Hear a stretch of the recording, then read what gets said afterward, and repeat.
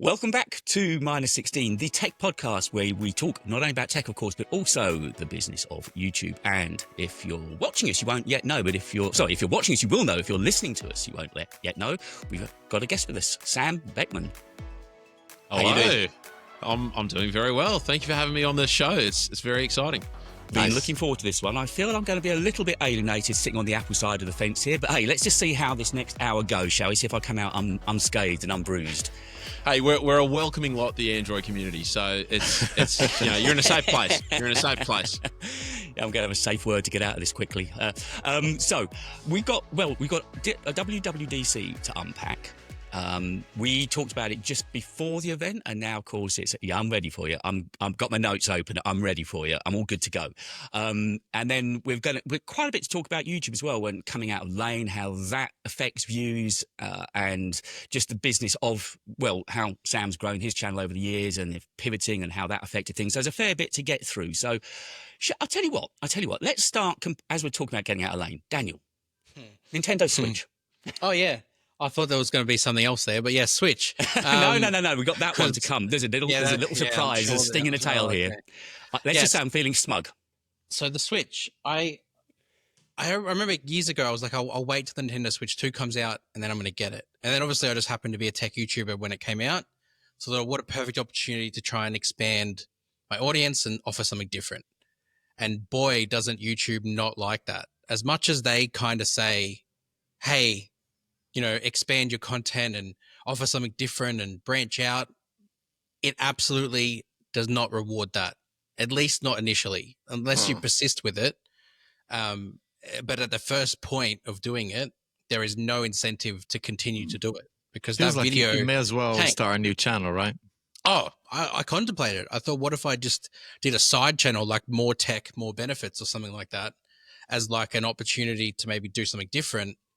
And then it probably would have found an audience for it, like it did with my channel when I started. But then at the end of the day, I was like, it's too much hassle. So I just uploaded it, and I probably should have started a different channel for it.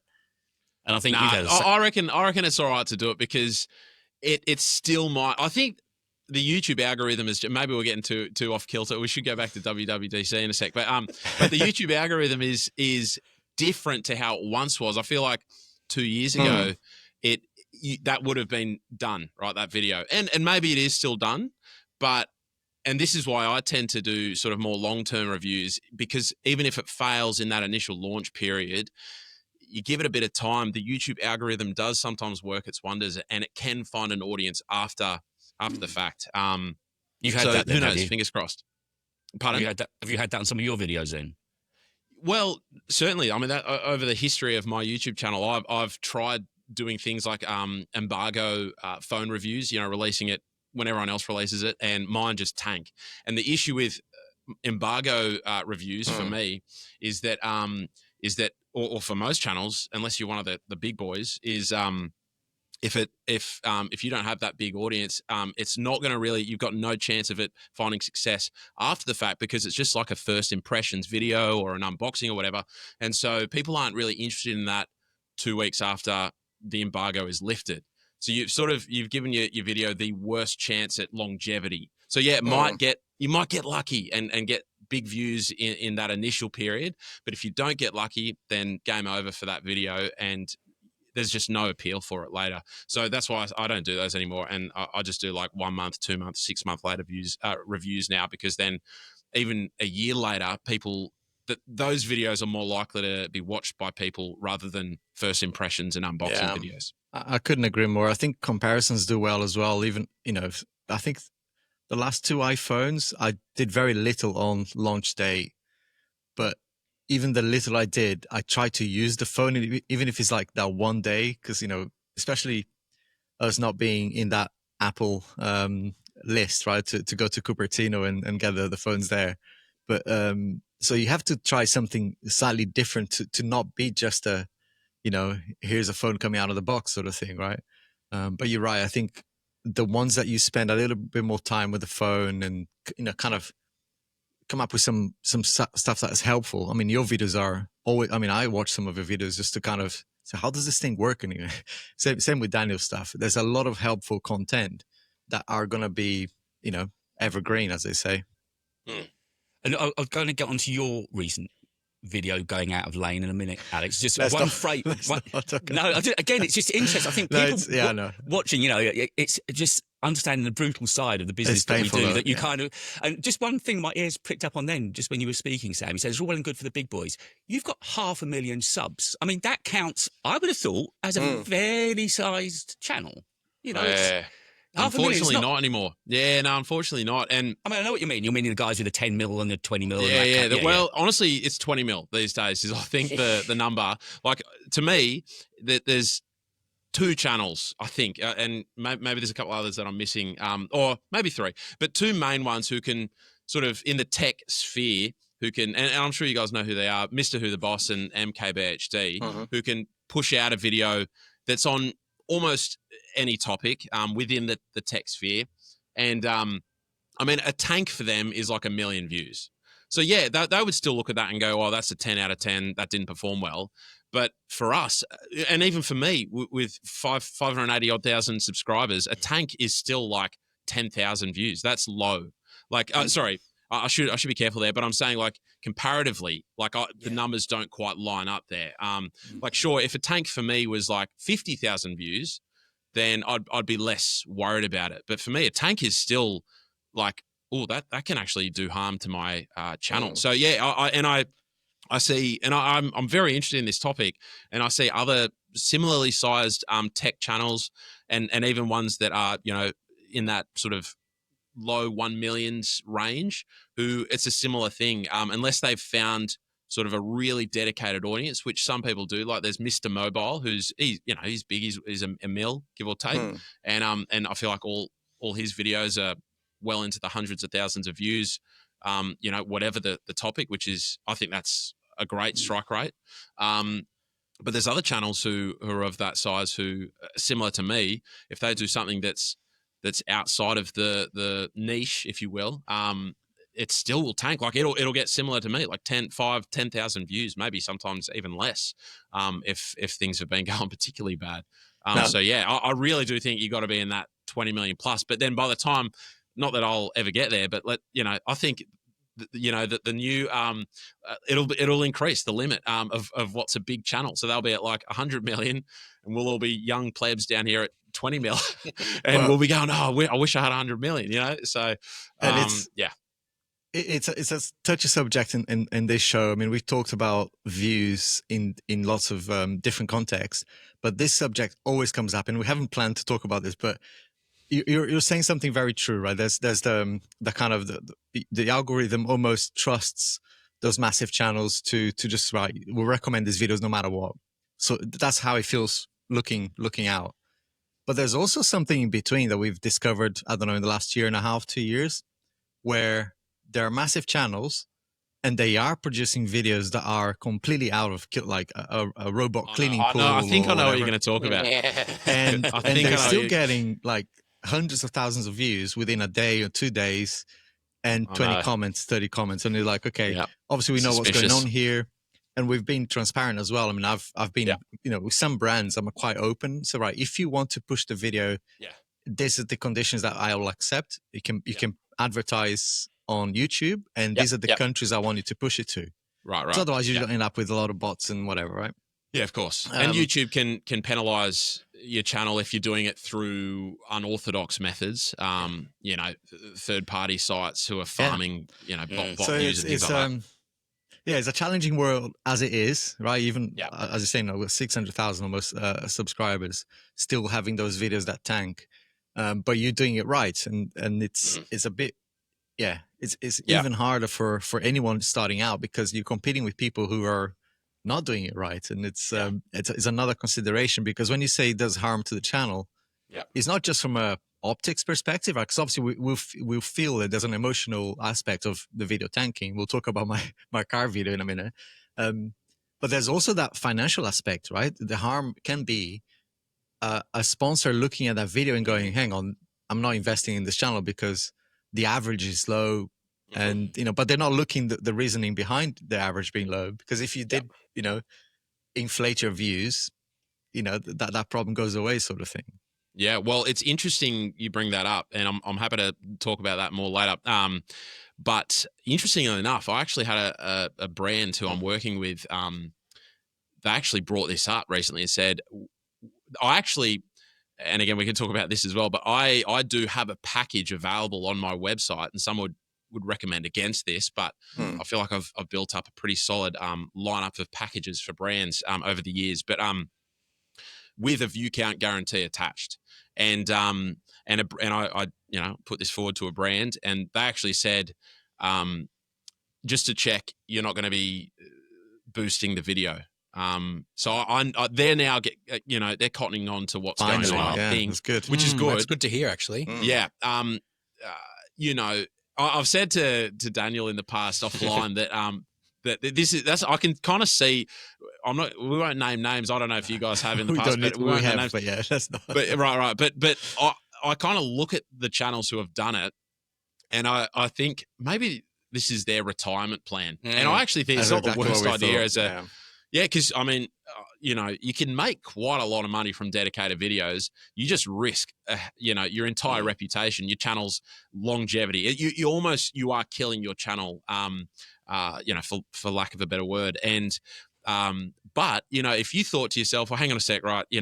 I'm done with this YouTube thing. I'm sick of the, it's a business model now, right? To just offer that dedicated, and out of the sponsorship money that you're getting, let's say hypothetically you're getting $30,000 or whatever, you dump $2-3 grand on that video. Yeah. More probably for those larger channels. I would suggest that they're charging more for dedicated videos, especially if they're guaranteeing a few 100,000 views. Man, they'd be in the six-figure mark, probably. And so you think, right, okay, yeah, this is going to kill my channel, but if I just do like a year's worth of this, man, you are going to be making an absolute monster. And then you just go, right, that's it, guys. I'm out. I'm done with YouTube. And you don't care about the dead channel because you were always planning to retire. So I could see it as exit plan. Yeah. As an exit plan. But apart from that, if you are planning to grow a channel, don't do that. Then one that I'd not encountered before. I had a brand that I worked with recently. They were asking for ideas. I knew something that would fit with them. I pitched it to them. They said, no, we want a reaction video. And I said, it's not going to do well. So, and now they've come back and said, well, the video's not performing as we thought. And I said, well, no, but I did point that out to you at the time. Is it a dedicated sponsor or it was a mid-roll? Integration. Yeah, mid-roll.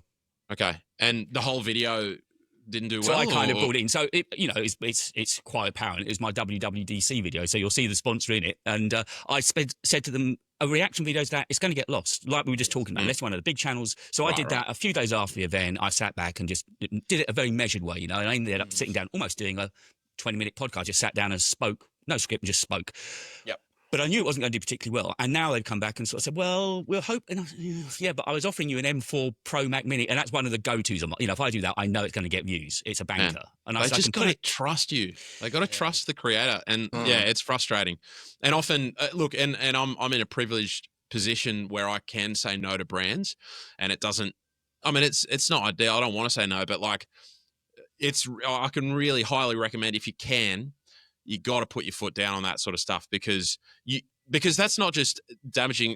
They come back to you and go, the video hasn't performed well, and you say, well, hang on, I tried to tell you this, but also, it's damaging to your channel. Like, that's something that you knew wasn't going to perform that well. It's similar to unboxings and first impressions videos that we've talked about. You knew, man, this is, I might get lucky, but yeah. Alex, we've not talked about apart from the car video itself, you obviously got approached by the brand agency, whatever it was, and you kind of knew what was coming downstream. It was a complete breakaway for your channel. Alex, can you just paint the picture for me? I missed this video. Yeah. So it was a Chinese brand called BYD. They do like electric cars, right? And they did a launch in the UK of the new car. And I've always been looking, actually, as a test 3 years ago, I did a test drive of a new Land Rover. And, being on YouTube, you always like everything's content sort of mentality, right? So I recorded everything. I thought one day I might use it, whatever. And, I was bored one day and uploaded that video on a completely separate random channel, not even named properly, right? just to see what you would do. And it, like, within 2 days, 10,000 views. And I was like, okay, there's something in here. And it was not me, like, it wasn't Top Gear style or anything. It was literally me inside the car with a phone, not very low quality sort of video. And it did well. So I thought, okay, maybe, because I've already tried too many things, and you can get like too distracted and not delivering, your main channel.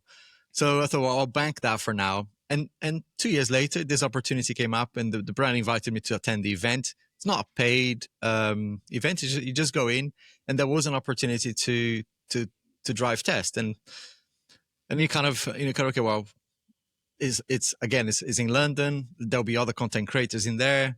So I invited a couple of people, Patrick Rambles, who is always also been a guest here, and a chap called Mike in the UK. So, well, let's go and do this thing, right? So we got there. It's more of a networking thing. But I decided last minute to say, you know what? I'll upload it. I'll make what whilst I was there. There was no script, nothing. I just did a review of the car and got some cool shots of it, and uploaded it to the channel as a review. And I did say right at the beginning, right, this is new for me. This is something new, but I hope you enjoy it. And, I covered pretty much the entire car in a day, which you can't really do, right? It's a car. You need maybe a couple of weeks to drive it and whatever. But anyway, it was there. It was an initial sort of first look at the car. But yeah, absolutely no chance. 1,000 views after a week. So it's like Brutal. It was great. I mean, the brand didn't ask for it, and they got a free dedicated video out of nothing, right? But there's not the exposure.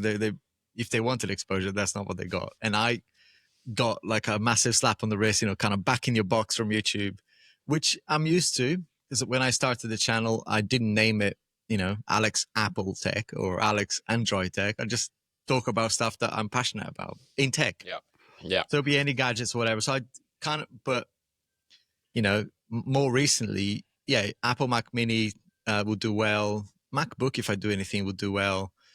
iPhone versus Android would do really well. And if I do anything Samsung, is almost guaranteed to do well. And I think there's something in there, right? It's like when you talk about stuff that you are passionate about and you actually use it yourself, people see through that and they'll subscribe to that. But the minute you go, here's something else, and we talked about this before recording, right? If you go a little bit like, I do a bunch of Android devices and then I do an Apple phone or an Apple iOS video, yeah, you get those comments and you get the people unsubscribing straight away. And you can see like the first hour is like people unsubbing. It's like, what can you do? Yeah. I started to think about it as like, you could watch, as I watch Lionel Messi because he's amazing at football. But if he goes and plays basketball, I'm all of a sudden not going to watch him play because I'm like, well, I don't. Or you're going to not watch football. Really? Yeah, because I'm like, I'll stop watching football now because Messi's not playing. But Wait, seriously? So you wouldn't be interested to see how he'd fare on a basketball court? no, I don't think so. So you're not that I'm big a a fan Messi of him, as a footballer. person. You're Him as a him as a footballer. person, as a footballer. But I wouldn't go out of my way to, like, I might watch it a week later. Like, if Interesting. he's playing football, I'll watch it live. I'll be like the first person up to watch it. But if he's doing like tennis, Some like, event. Yeah. some event, And there you go. maybe Messi's a bad example because I love Messi. But, along that sort of line, right? If something that is doing something really well, but then they all of a sudden are doing something else, you're not going out of your way to watch it. Like, I for think us, it's also, we have our niches that people subscribe to us for. If we do something different, they're not going to go out of their way to sort of support it. yeah, which is where we need the algo to help us, right? Because the algo, YouTube themselves will say, I mean, they publish sometimes these little creator podcasts and whatever, and they do say, right, create these little buckets of content to have a wider audience appeal. But yeah, when we try it, you get like, nope, we're not going to show this video to anybody. And Because I'll just quickly go back. Audience. Yeah. Just one comment on this is the thing about those two big channels, MKBHD in particular, but also Mr. Who's the Boss. But I don't think quite as much. But I think MKBHD is now, in that echelon where people are actually just interested in him, not necessarily in the content. I mean, they are in the content that he makes, and he still stays within a bubble. But I think he's well surpassed that. He's an OG, and people just want to watch videos because he's in them. So he's what I'd call an out-and-out influencer, and I would never call myself an influencer to anyone because I honestly can't influence that much. People will watch my videos if they want to watch my videos. They're not going, oh, gee, Sam's uploaded. Let's go. You know, I might have a small audience who might be interested in my videos, but most people are watching them for what I'm talking about, not because it's me talking about it. They want to dip in, get what they want, and dip out. Yeah. So it's interesting. I mean, there's one person that I used to be a big MKBHD fan, and then I've kind of gone cool on him, which is the fickle side. You know, I'm in the business, and yet I'm guilty of that. You know, he kind of transgressed a couple of things I didn't particularly like, and now I've just filtered out of watching. Now it doesn't come up on my feed. You know, but one person that I will always, the kind of the Lionel Messi thing, is Peter McKinnon. I would watch pretty much whatever he uploads because he's a great storyteller, enigmatic, and beautifully shot. I mean, I watched a thing about a bloody steel toolbox the other day. That was a good video. Yeah, there you go. So, you know, he can make a video out of a toolbox. You know, that is a talent. And I'll sit back and I'll always grab a coffee, sit down and watch him. And I get excited. I get a little bit fizzy when I see during the day that he's uploaded. I can go home tonight and sit and watch that. You know, But he's an interesting creator because he's got 5 million subscribers and his strike rate isn't amazing because he did... Man, like I mean, look, the good thing for him, again, like a tank for him is around 100,000 views, give or take. Maybe even a bit less than that, to be honest. Like, go to his channel. Like, quite a few of his videos are like sub 100,000. He's got 5 mil. So even he's not immune to it. But I thought when he first, you know, blasted onto the scene all those years ago and he went to 1 million in like 9 months and it was this famous story or whatever, I was like, well, he's sort of Casey Neistat level. Like, people are watching him for him. And, But I think over time, as his content evolved and it went away from tutorials and whatnot, like, man, it just shows that, you know, not everyone is immune from the YouTube algorithm, because even someone like him who is, you know, just vibrant and full of character and really fun to watch. Yeah. People still, you know, I noticed that it was the video before that he uploaded. I forget what it was about now. It could have been these playing cards. I forget. But again, I just noticed his views in his first hour. He'd done about 2,500, 3,000. I thought, oof, that's Pete McKinnon. You know, that's a hard hit for him. So the algo, even that, you know, the algorithm wants to put that feed in front of people. They're guaranteed are going to stay on the channel, get their ads feed in. And one thing I'd say I appreciate those guys and what they've done is that Marquez is different because he transcends all sorts of different niches, right? He interviewed the president at one point, you know, this kind of, and people, I watch sometimes a completely irrelevant to tech video, and he will come up as a reference to some completely different thing. I think I was on a CoffeeZilla video the other day, and he mentioned Marquez. You know, I was okay. Well, that's that influence that he's got. He's big. But what I appreciate, so Peter McKinnon, there's a smaller channel, Peter Lindgren, who's actually a friend of Peter McKinnon as well. He's in Sweden. Yeah. But those guys all go through a point where they get bored with creating what they're creating, and they completely pivot on purpose, and they'll be open to the audience and say, I think Casey as well. So actually, you know, I don't want to make these videos anymore. I want to do something completely different. Or just go into retirement as Casey did. Yeah. 2 videos. Every now and then just fly around the world for nothing. Yeah. He's living the dream life. Come on, folks. But Peter Lindgren, I've certainly, you know, I'm not an avid follower of his. I know his channel though and whatnot. And his is one that I've watched with interest too, you know, in this overall topic, because again, similar, you know, he's got 600,000+ subscribers. Yeah. But, you know, he's averaging, you know, 10 to 20,000 views per video. And that's a tough slog, man. Like, and I respect the hustle that he's just gone, I don't care. This is what I want to make. And I don't care that it's not within that original niche that I developed. It's just fascinating. It's tough because he got to 500,000, I think, within weeks, and that was maybe exaggerating here, but it was something ridiculously like that. His growth was right on a B-roll tutorial thing. It was when COVID and everyone was at home trying to create content, and he came up with these amazing tutorials on how to create beautiful B-roll shots, and he basically fell out of love with that content and went into more kind of tech reviews and vlogging. He does have a vlog channel as well. Yeah. But he's a grifter. He will succeed in something. But at the moment he's in a bit of a, you're right. It's kind of bit of a slump. But like, you know, but his content's phenomenal. Like, it's just high class. And again, beautifully shot. Yeah. Beautifully shot. But you know, it's interesting. I think tech and sort of camera related channels are particularly prone to this, you know, because you start so heavily in a niche and people, you know, you grow a following from that and they're quick, I love my audience and whatnot, but they in this, I think in these niches, they're quick to say, oh, that's I'm not interested in that. I'm not going to watch your vlogs or whatnot.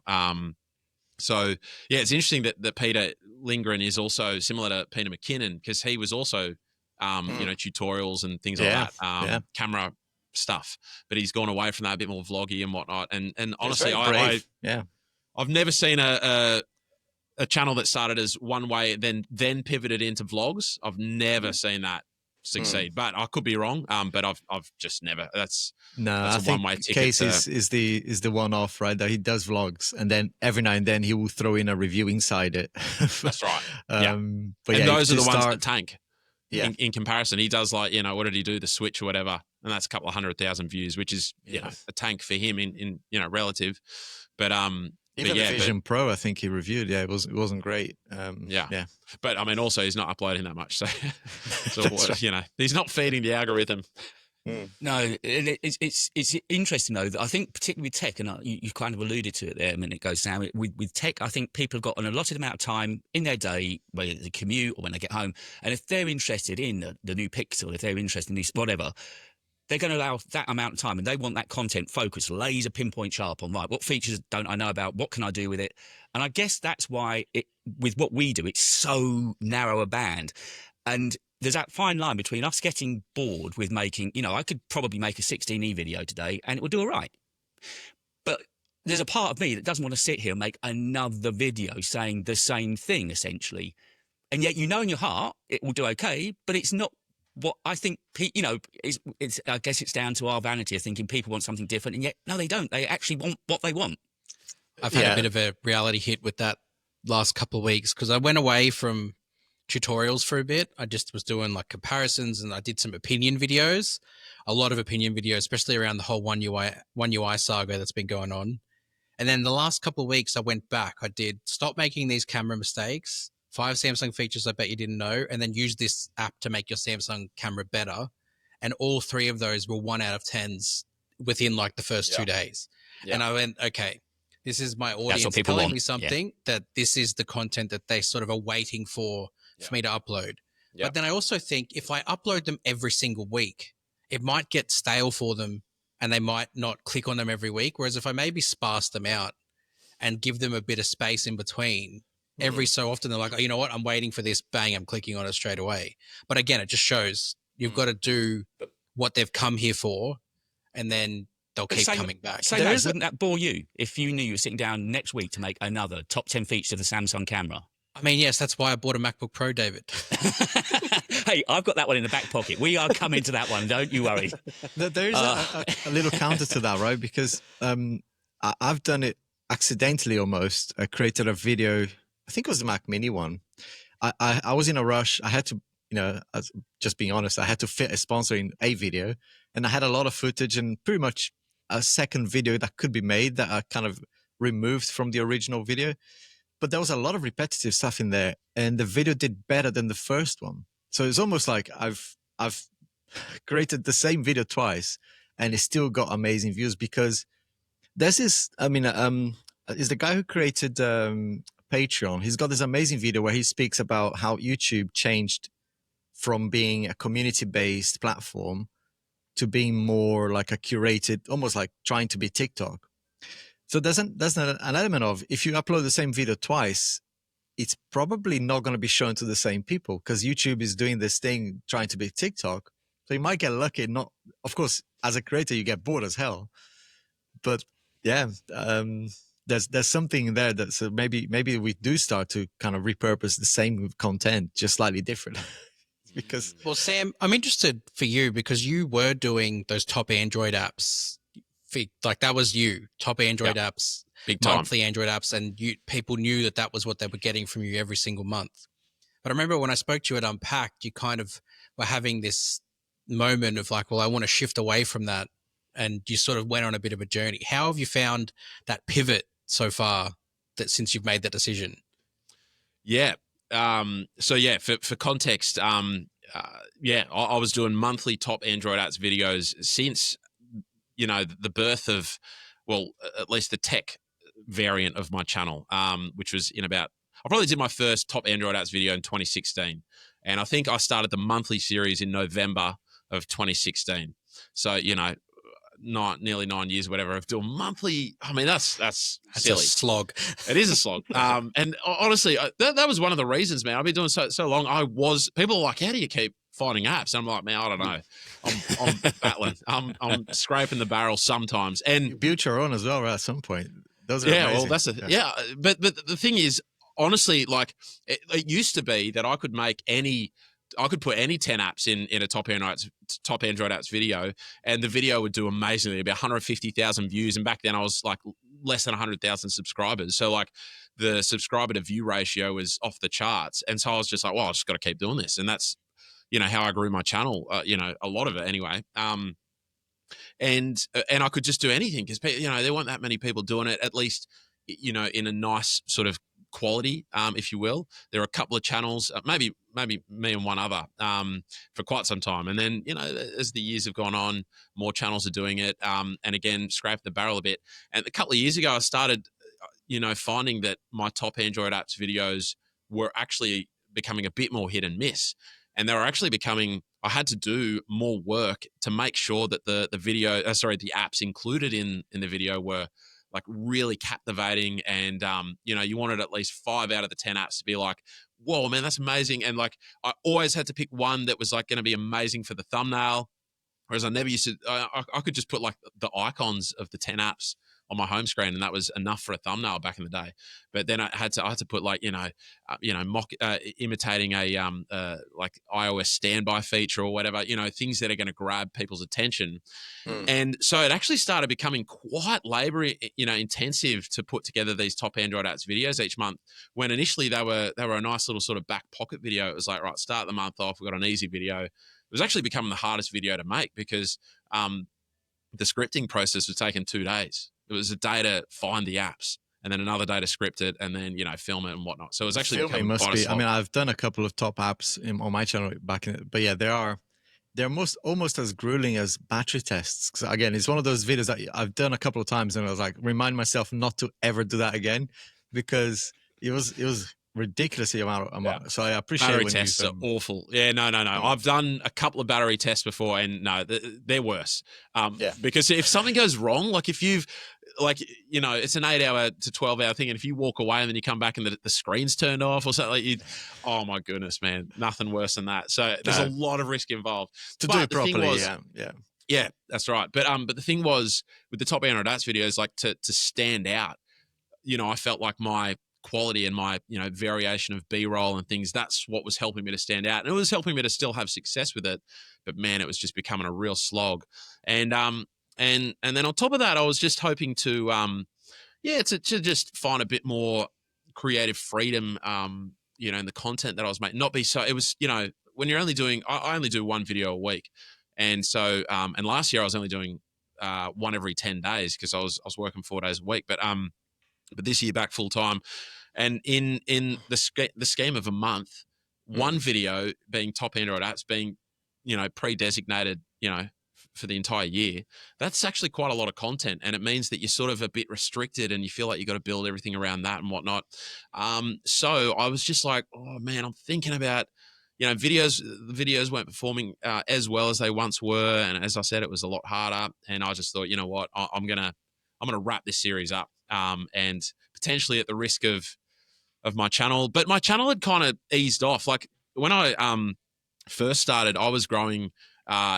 After I hit 50,000, I then grew 100,000 every year, until I hit 500,000, and then it sort of plateaued, and that was about a year and a half ago. And now I'm at 580, and it really did plateau as it was, at the back end of last year and the start of this year. I was still doing top Android apps, and I thought, man, I don't think this series is actually helping my channel grow anymore. Like, yes, it might be getting views and whatnot, but it's not helping the growth. So I think I need to remove that from my schedule, and therefore hopefully allow other content to come in its place. And honestly, I think I do get less views now, but not overly so. But it's so nice not having to do it every month. It's just so nice. So I think to answer your question, that, I'm enjoying it.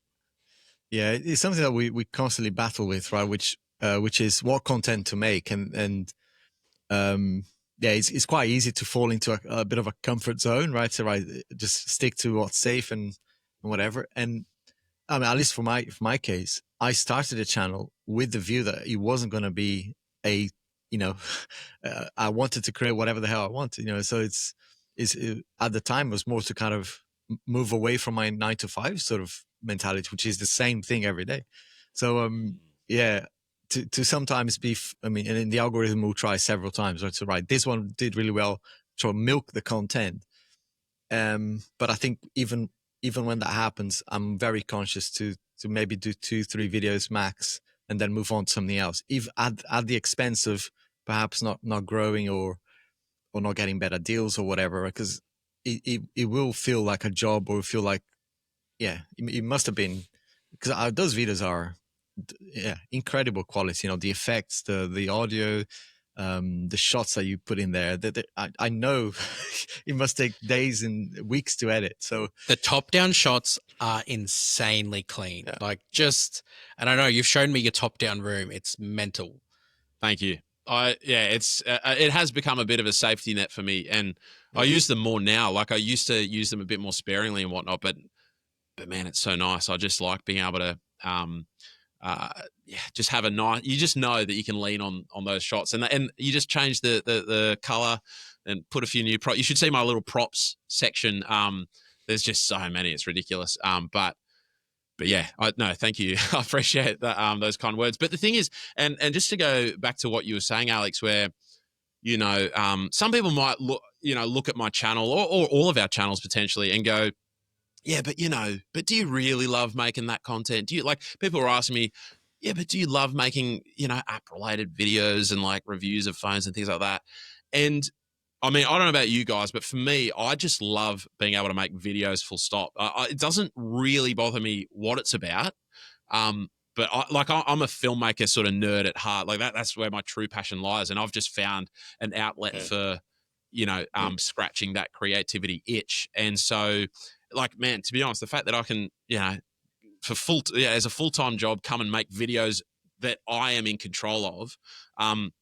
Yes, sure, the content might not always be what I'm like, yeah, I love this, this is the thing that I want to, but like, that doesn't bother me as much as I just love being able to, like, create videos full stop. And if it needs to be about phones, if it needs to be about apps or whatever it might be, then no worries. I just enjoy the creation process. But I think that, if you can find within that, well, that's the thing. I was tired of the top Android apps thing, and it was becoming a bit of a burden to me. So I did need to move on from that. But it was tricky to move on, because at the end of the day, it's a business, and success is what helps a business be profitable.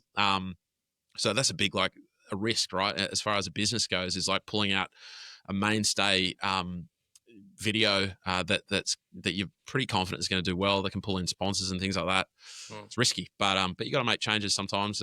But yeah, I just love making videos. It's funny you should say that, because we've spoken about this before. That's the bug that bitten me hard when I got into this. It was like, it was the tech. I loving playing with the gadgets and toys, and suddenly now most of the stuff I watch on YouTube is about filmmaking and cameras.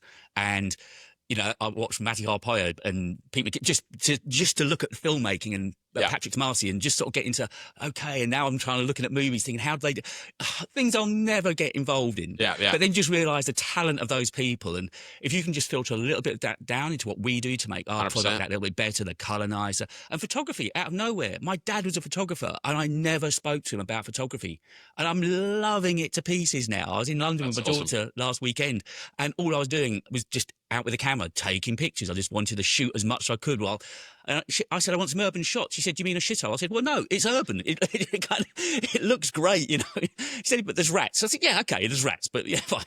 But Paddington, you'll know it, Alex. I was kind of walking down by the canal at Paddington, and it looks great. But it's that you just said.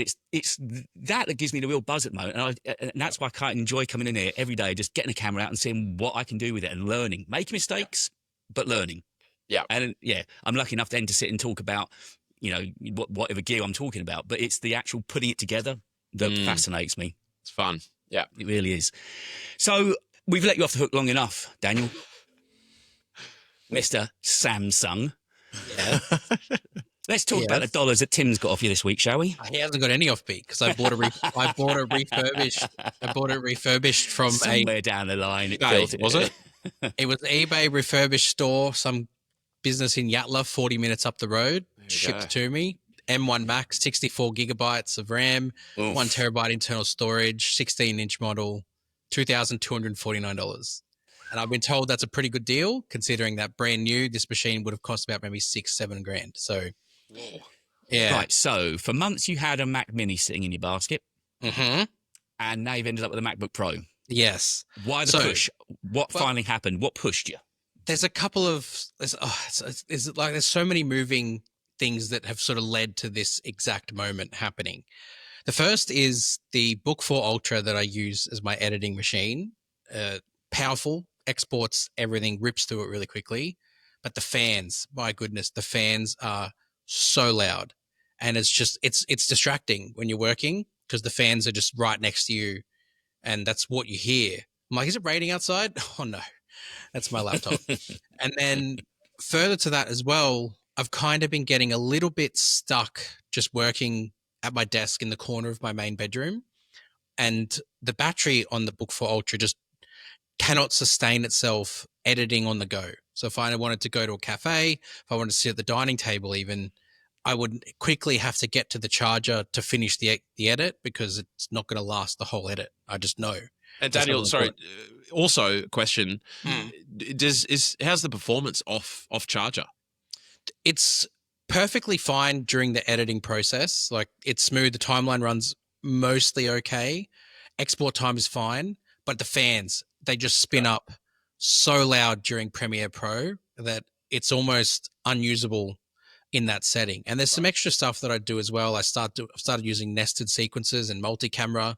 And when it's got those two 4K in the timeline, it doesn't really like it on battery power. Like the timeline will jitter. As much as the playback's smooth, it doesn't catch up down the bottom. So I realized that that's probably not going to be long-term beneficial to me, especially with moving to a studio and wanting to expand my own content to be a little bit better. You know, Sam, I've been talking to you about A7 IVs and A7C IIs and like different cameras that might potentially require a bit more demanding sort of processors. Next to that, friend of the show, Samuel Nam, is always in my ear. He's always in my ear going, oh, he's got an M1 Max. So he's always in my ear about how good his is. And he's been talking about switching to Windows. So like a couple of weeks ago, we sort of were speaking to each other. And like, wouldn't it be fun if you switched to Windows for editing and I switched to a Mac and we kind of collaborated on some videos together about it? And he goes, would you really do it? I go, there's one sitting in my cart. So I sat there for weeks and I screenshotted it and showed him multiple times. I got to the PayPal screen and then I exited it. And then I got a $250 voucher on eBay for this particular shop. And I just did it. I just went, I've done it. And then it arrived. And yeah, we'll talk That about my machine experience in a moment. I've got the exact same spec one. I think I've got 2 terabyte SSD. I still don't see a reason to. I mean, it's only now with lots of plugins and maybe too much space being utilized on it. But I bet if I just blast a new install, I'll probably go back to being happy with it. But it's only now I start seeing the odd beach ball but it's still, yeah, like I said, it does everything I needed to do. So I've had it for 9 4 times days. out of 10, yeah. And I wanted to really see what this fuss was about because, I do an export on my Book 4 Ultra. It takes 5 minutes to export a 13-minute timeline, 4K. I'm like, I'm happy with that. Not bad. Not bad. But then I took the MacBook Pro to a cafe and I wanted to edit a video in the cafe I was sitting at. It was a nested sequence, 2 4K timelines, multi-camera setup, about 13 minutes of footage. I needed to run it through my audio program first after taking it off the SD cards. And I thought, how's this going to go? Anyway, from start of the process, from dragging the files off to finishing the export, it was 11% of battery used. The fans didn't spin up once. And I thought, this is crazy. So I thought, okay, I need to see the difference with the Book 4 Ultra on battery power. So I went home. I did the exact same thing on the Windows laptop. And not only were the fans going really loud, but it used 55% battery in that same time frame. and the export was twice as long because it was on battery power, not on plugged in power. And there's a difference with Windows. It doesn't like that. So I was like, okay, I see what this is about. I just hate Mac chip OS. is no joke, really. The MC, I just hate Mac OS. It's like so much. Like, I think you'll get used to it. Yeah, there's a learning curve. You're fresh to it, you know. And the fact you're editing on it already speaks volumes. I know Premiere is the same, you know. Whether that's the part that's helped me. Right? And I've got Samsung Dex on here. It works. Like I found an install for an old file of Samsung Dex, and it works with like older Samsung phones. So I've got my S21 Ultra plugged into it, and I can quick share from my phone to the S21 Ultra, and then drag from Dex onto the desktop. So like I've got a workaround for that. There's an app now that lets you do quick share. I've got no. There's another one, a better one. Or maybe it is Neardrop. Maybe they released a new version. Maybe it is Neardrop. Yeah. Maybe it is Neardrop, and it works both ways as well. The Neardrop only works with other Androids, not Mac to Samsung. Annoyingly, what? And apparently it works from. It worked. It has worked for at least in the past. Yeah, I haven't used it recently. I mean, the best one I found so far is Oppo. Oppo are doing an O Connect. They've got a native thing, don't they? And it's awesome. Yeah, it's almost like it's literally AirDrop for Android.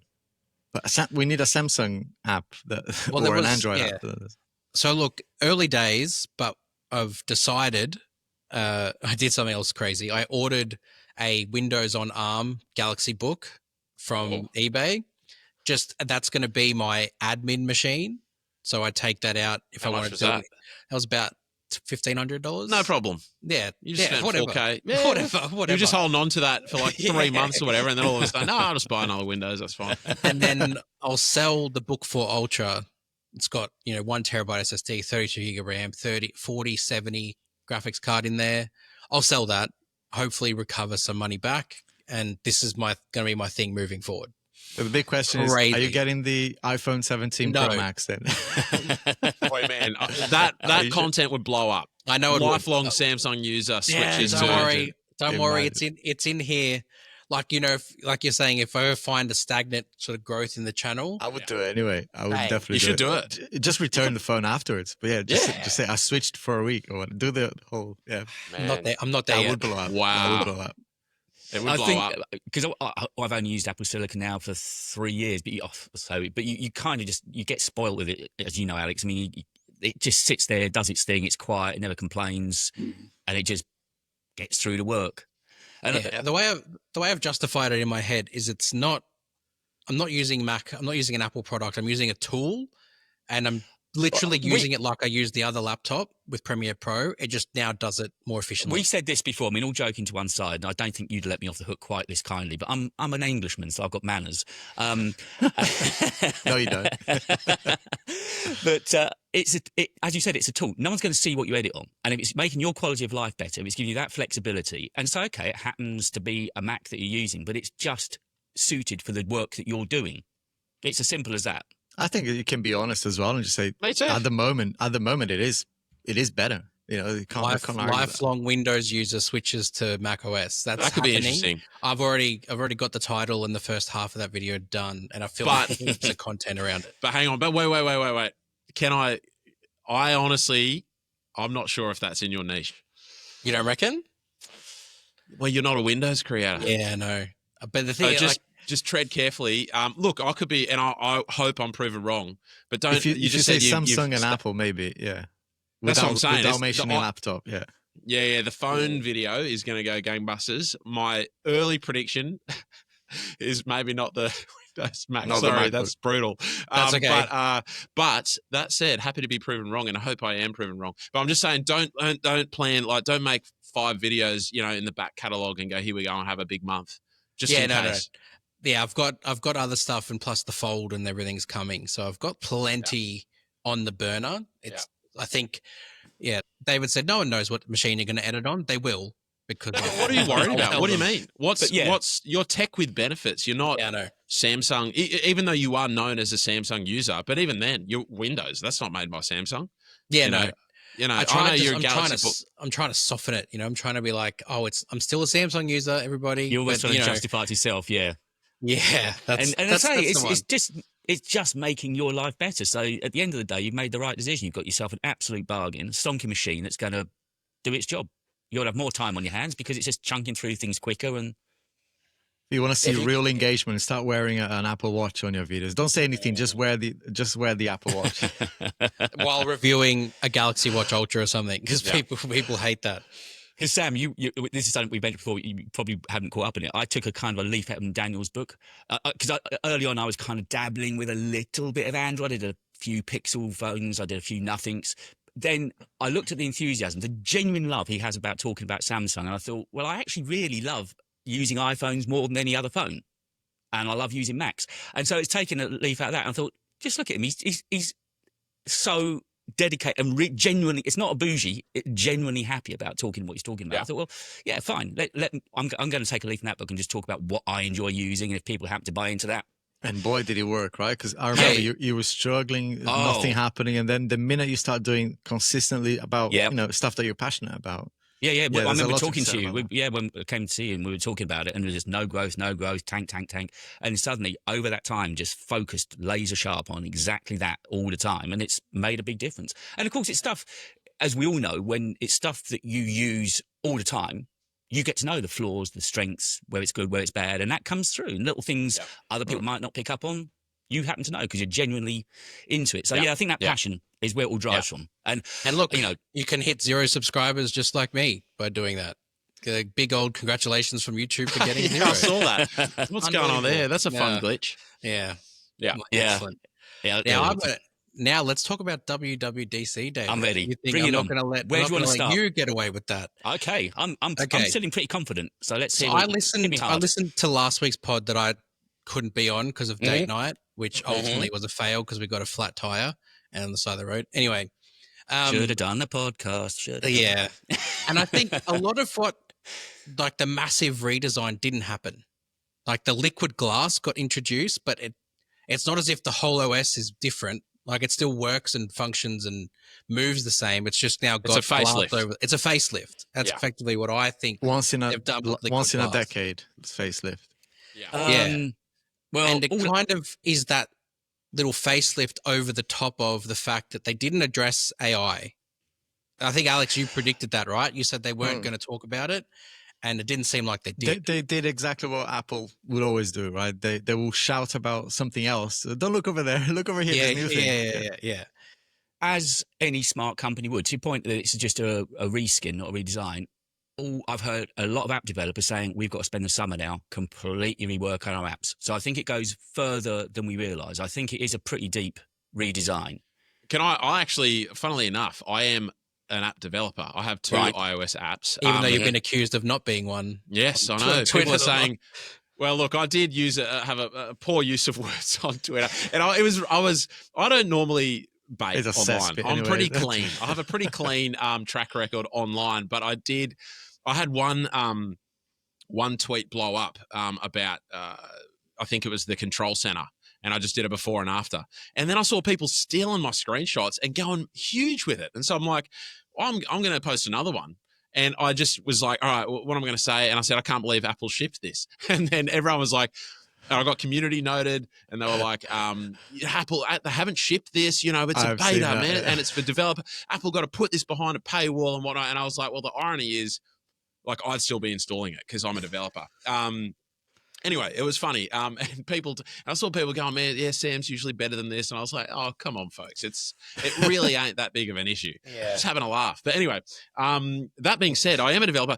You say people are having to spend the summer to do X, Y, Z with their apps, but you don't have to. I'm certainly, I don't have the time, and you don't have to. Like, it doesn't break how apps work or whatever. Sure, you can give your app a facelift if you want to match to lean iOS into the design element. Yeah. But you don't have to. So, it's interesting that I think it's okay to have it as just the core OS has this facelift, but does every app have to have this sort of liquid glass, elements to it? I'm not sure. It looks awful. I mean, the one thing I would say though is he's just throwing that out there. It looks awful. It's awful. It's absolutely there's some garbage. good to it. I think there's some good to it.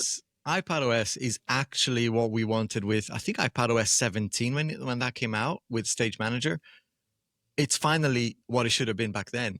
So I think we've got to give some credit there because the facelift, even on the iPad, I think on the iPad is less busy. It looks better, but it's still a dog's dinner as far as I'm concerned. I think that's the word I used in my video. But yeah, from a functionality perspective, the iPad is now, at least, on the betas, is more useful. You can actually see the iPad, being used as a workstation now. The only thing they haven't solved yet, and I don't think they will, is the clamshell mode.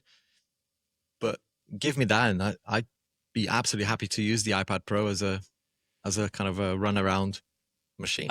I mean, from iPad, I think was one of the stars of the show. That and Spotlight, funny enough, I think were the two stars. Spotlight was kind of a hidden little thing, and that's where their take on AI. I think there was a near apology from them. There was a near apology, and so they realised they couldn't bang the same drum as last year because that was unachievable. So I think what they've done is begun to take stock and steered what their view of Apple Intelligence is going to be, more to this background task running. If what they're talking with Spotlight, that then becomes, I think, a really intelligent and useful way of using AI to make your workflow better rather than just giving this jet emoji, is my take on it. So I think they did kind of address the elephant in the room. Yeah, I don't like that because that's their take, right? Not in WWDC. I think afterwards they've done a few interviews with the execs, Frederic or whatever, and they're using that tone of like almost diminishing current AI solutions as a chatbot or whatever. I'm like, well, it's not, right? You can build an entire app using ChatGPT. Not that you can do that with Galaxy AI, but I see Gemini, the use of Galaxy AI, Honor AI, even, some stuff that sends things to the cloud and is not on device, being more useful than Apple Intelligence right now. It's just, I just thought it was a little bit kind of diminishing others to kind of push get themselves away up from their failure. Yeah, so I was like, well, actually, it's not a chatbot. But if we were to had a WWDC any other year than on the back of last year's cataclysmic screw up, and we'd just been given the iPad update, that would have been counted as a good WWDC. Not only do we get that, they've also listened. There were some features missing off of iPhone, and they've gone away, they've listened, and they brought things in. I've highlighted the thing about the wallpapers coming to iMessage. Does it matter to me? Not a toss. But equally, they know that people like group chats. People are using WhatsApp. So they've gone away and listened and taken some of the best elements of that. And even now, we're recording Riverside. They've got this thing called local capture that they're trying now to say that creators can record an iPad, and what we're doing here. Yeah, that's good. Yeah. I mean, they're Sherlocking Riverside possibly, but that's one. They've gone away and actually listened. So, yeah, sure, there were some features missing off of iPhone that were on Android for years before that. Okay, so they dropped a ball. But I think this was a start of them saying, we actually need to listen to what people want from our products. And I think they delivered. Oh, it could be as well, right? Just thinking, and this is second guessing Apple, which never works, but that interface, to me anyway, just looking at it and kind of playing with it for a bit, it's like, it feels like it shouldn't be something you hold. It's something that you should be, on your face, like a pair of glasses. Maybe that's what's coming, right? A light version of Vision Pro that you don't need to carry a massive battery around, or like the Facebook, like the Meta ones. That interface will probably lend itself better in that scenario. But you mean liquid glass? Yeah. The thing is about liquid glass is like, and I love to diss Apple, as much as the next guy, but the thing about it is, I really think we're getting on so well as well, Sam. No. Here's the thing. No, I'm about to back Apple here. I'm going to come and defend Apple for the thing about liquid glass is, I really think the only weak point of it on iOS is the control center.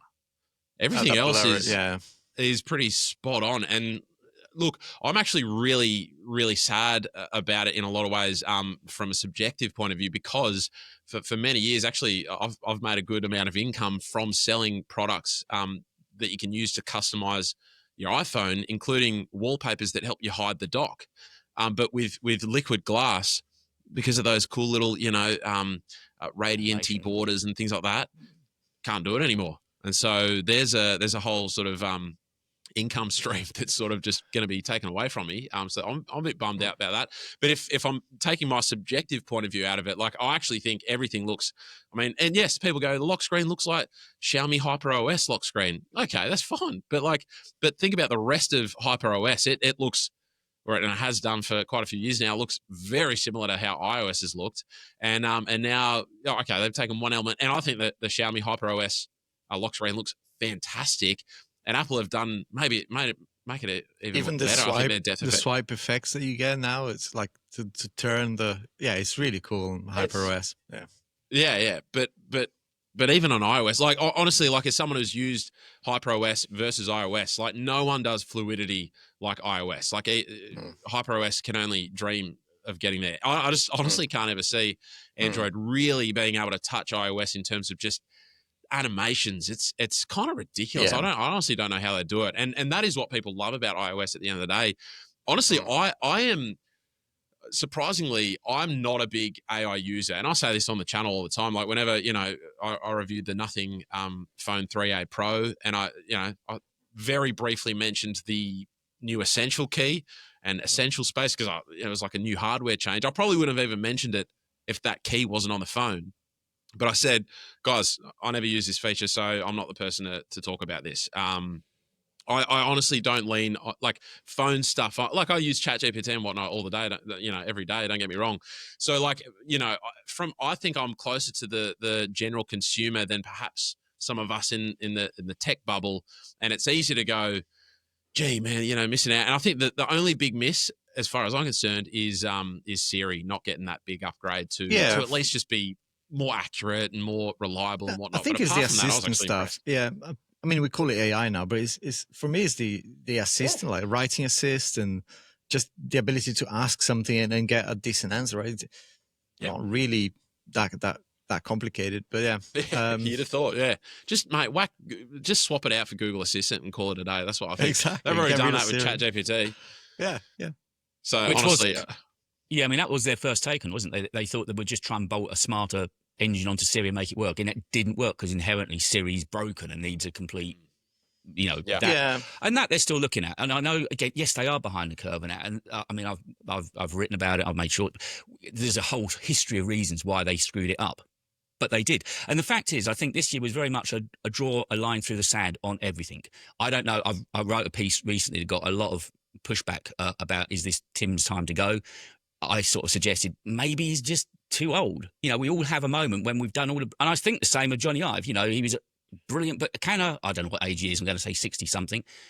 Has he still got that same brilliant, energetic, creative force that he once had? Or is he just taking the check? And I think there's that point. And all of the top brass at Apple are sort of in that, I'm guessing, sort of 55, 65. I just think they need to blood some youth to make the energy come back. They could just buy an AI company, right? If anyone can do that, I mean, of course, because what they tried to do was in-house it and failed at it, because an inheritance, like if you start as an AI company, like a lot of these have started, there's a lot less constraints. But Apple's trying to start again, and they're selling this thing about it being in a private cloud and all that. It's all great. I mean, from a consumer's perspective, when they get there, that is exactly what you want, like a secure, trustworthy way of using AI. A lot of people use iOS because they view it as the more secure platform, and whether that's true is another thing altogether. But like it is largely a very it's harder to get compromised in terms of because they block you from doing lots of things that you can do on Android. It's that give and take a little bit, but it is viewed as a private. So I think they could. That's probably why they're quite apprehensive, because if they do go, head first and make some mistakes, and therefore that there's a lot on the line there with their reputation as this privacy focused brand. Unless in the UK, Apple just I don't know, it's back and forth, isn't it, at the moment with governments? It's definitely true. There's definitely a perception that Apple is more secure, and they definitely use that as well in their sales, right? Yeah. But even there, to that point, actually, Alex, that's why I'm as jaundiced and jettisoned about some of the lines we get spun as the next person, just because it's Apple makes no difference. But with coming to privacy, it's cost them money in the UK. They've stood up to the government and said, no, we're not doing that. We'll just take that feature off. Yeah. We're not going to give you that backdoor access. No, that's not what we're about. So fair play to them. And again, this isn't me eulogizing about the brand of Apple. I'm just thinking a big tech company, all of whom are taking a real batching at the moment in the US and in the EU. And they've said, no, we're not going to back down on privacy. That's actually something we do think is a core right. Even if you are one of the worst criminals out there, that's your information is going to stay yours. So there's a little bit of credit there. I think they are serious. Anyway. They won't. The burner phone is a Nokia. Well, again, I think you saw the short up about now the EU going to say you can't restrict AirDrop to iPhone. And it's like, at what point do Apple think, well, what's the point of us innovating something if you've got to say we put money, R&D money into that. We've come up with something good, something that potentially might make somebody want to switch from Android to an iPhone. No, now we just got to let you have it wherever. I don't see that's right. It does baffle me a little bit. Like, don't get me wrong, I love that we've got USB-C, and I love that that they sort of were forced a little bit to implement RCS and things like that. But man, oh my goodness, things that they've invented, in a way, it's like what are they got to? I don't understand it. They're a business, Yeah, exactly that. Yeah, and at their best, are really good at what they do. Yeah. They made mistakes, but at their best, I think the IP stuff I'd agree with. I mean, but when it comes to interconnectivity, my view is that let the consumers do whatever the hell they want. I'm in that. I mean, we were just talking earlier about transferring Android files to a MacBook, right? We want to buy Apple products, but we also want to have whatever the hell we want as a phone. So I think, in being selfish perhaps, but I'm quite on EU side, hoping that they actually make it a universal thing to be able to transfer files regardless of your device. But that applies to Quick Drop as well, right? Or Quick Share, I mean. That would have to go as well and make it universal. Quick Share is universal with Android and Microsoft because Quick Share has now been enabled. It would have to be universal Intel. with Apple as well. Yeah, they'd have to make it universal with Apple. But why haven't they done that? By the way, is there? That's an Apple limitation as opposed to being a Samsung thing. Because Samsung has tried to make things available on Macs before. They've had DeX before, and then the support sort of has ended. I'm not sure why, actually. Yeah, but Honor and Oppo have come up with it. Honor Connect and Oppo O Plus, whatever. Yeah. If they're able to install it. If they've got that's exactly right. I think before those apps and whatnot, came to be in recent times, I was like, oh, maybe the Apple's blocking them from releasing these apps on the App Store and whatnot. But now that we've got O Plus Connect and all that, I'm like, well, hang on a sec, what's happened with Google, and Samsung? Why aren't they making just make us an app?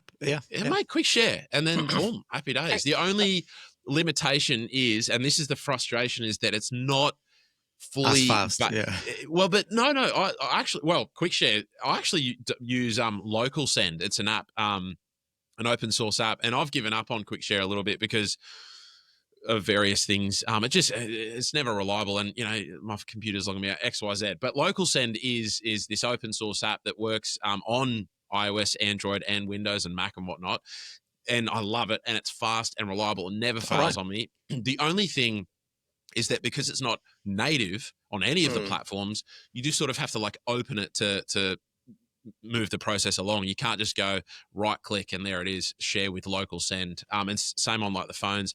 Yeah, on the phones it's a little bit easy because you can long press and then it's because you've recently shared with it, it's there. But on a Mac, again, it's all the native integrated. So there's one extra step.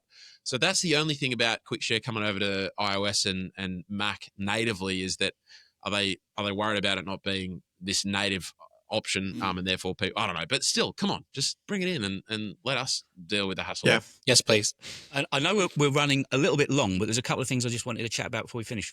You said about you being a developer. I'm just wondering, behind the scenes, what's it like working with the App Store as opposed to working, say, with the Android, Google Play and whatever? Is it any different? Do you get more friction? Because I've heard that developers have a lot of hassle with Apple and constant, you've got to alter this.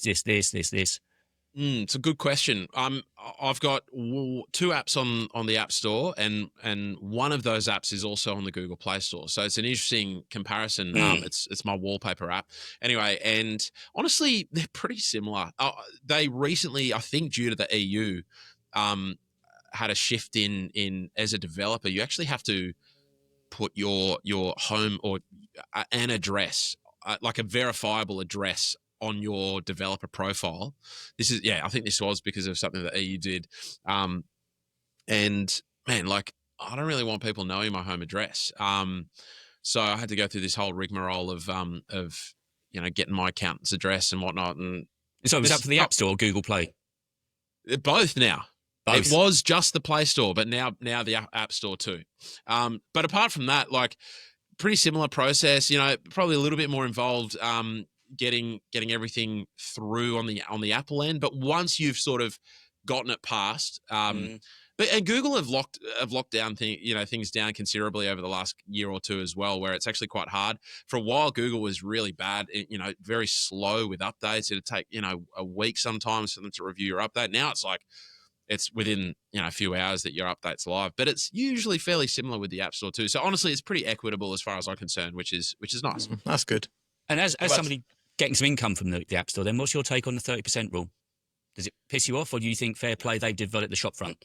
Fair play. Like, I mean, I don't know. Like, yeah, I've got no problem with it. And I think, I mean, again, it's same thing as like them developing AirDrop, and all of a sudden they've got to open it up and allow other companies to implement. Like, don't get me wrong, as a consumer, that would be amazing. I'd love AirDrop on Android, right? But like from a business standpoint, can you imagine if I'd made an app and then all of a sudden the EU goes, oh no, you actually got to let people just like copy and paste that app and they can sell it as their own thing or whatever. I know it's different, but it's a product that I've made, that then gets taken away. And so, same thing. Let's say, a smaller creator, not that this would happen, but a smaller creator, if I made, got them to publish videos on my channel, I don't know, it's just a hypothetical.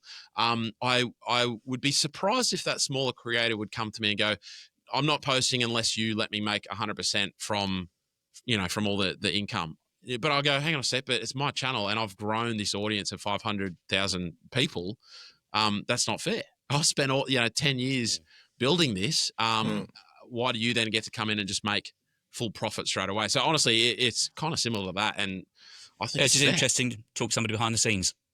Yeah. What it's like to deal with. And as I think as our final point, I mentioned to you guys just before we started recording, the rules have changed on CapCut. So if you're a CapCut user, be wary. In perpetuity now, they can use your content, whether it's uploaded or not. All my dances and stuff. They're going to be out there. Memes are coming, Alex, and you won't earn a penny from them.